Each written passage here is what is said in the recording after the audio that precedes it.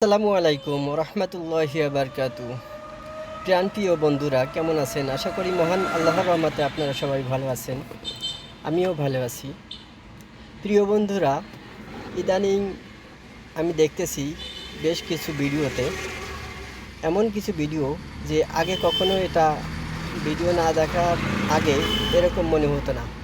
আগে মনে হতো যে আওয়ামী লীগের যেসব বান্দির বাচ্চাকে কারণে শেখ হাসিনার এত বদনাম হয়েছে এবং সে দেশ থেকে যাইতে বাধ্য হয়েছে, সেসব যেন একটাও না বাঁচে, সবাইকে যেন আল্লাহ চরমভাবে শাস্তি দেয় এবং ওরা যেন আর দুনিয়ায় না থাকে, এরকম মনের ভিতরে আমার লাগতো।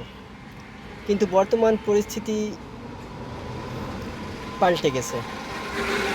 তারা জেলে গেল, জেলে যাওয়ার পরে স্বর্ণ যেমন পুড়ে পুড়ে খাঁটি হয়, তারাও আমার মনে হয় স্বর্ণ পোড়ার মতো যেমন খাঁটি হয়, মানুষ ওরকম দুঃখ যন্ত্রণা এবং সব কিছু মিলে তারা মানুষের মতো মানুষ হয়ে আবার আমাদের সমাজে ফেরত আসবে। তাদের কাছে আমার একটাই অনুরোধ যে ওখান থেকে যে কষ্ট দুঃখ সয়ে বাহিরে আসবেন, এসে বাংলাদেশ আসলে গরিব দেশ, এ দেশের অধিকাংশ মানুষ গরিব। গরিবের যন্ত্রণা, গরিবের দুঃখ ওই মহান আল্লাহ তাআলা ছাড়া অন্য কেউ খবর নেয় না।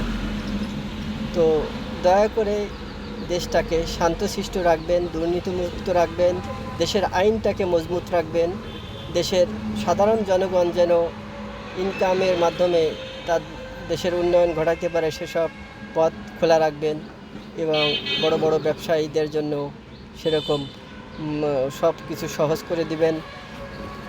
যা হোক, যেভাবে দেশের সার্বিক উন্নয়ন ঘটানো যায় সেই সব কাজে আত্মনিয়োগ করবেন, কারণ দুনিয়া আসলে থাকার জায়গা না। আপনারা কেন বোঝেন না? এত কোটি কোটি টাকার সম্পদ কী দিয়ে কী হবে? এ দিয়ে কোনো কিছুই হবে না। আপনার নিঃশ্বাস বন্ধ হওয়ার সাথে সাথে সমস্ত জিনিস অপদার্থে পরিণত হবে।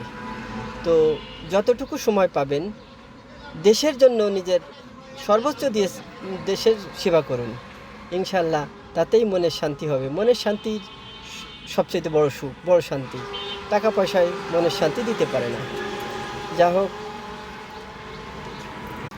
আল্লাহ আপনাদের সঠিক বুঝ দান করুন এবং হিংসাত্মক রাজনীতি থেকে নিজের মনকে পবিত্র করবেন।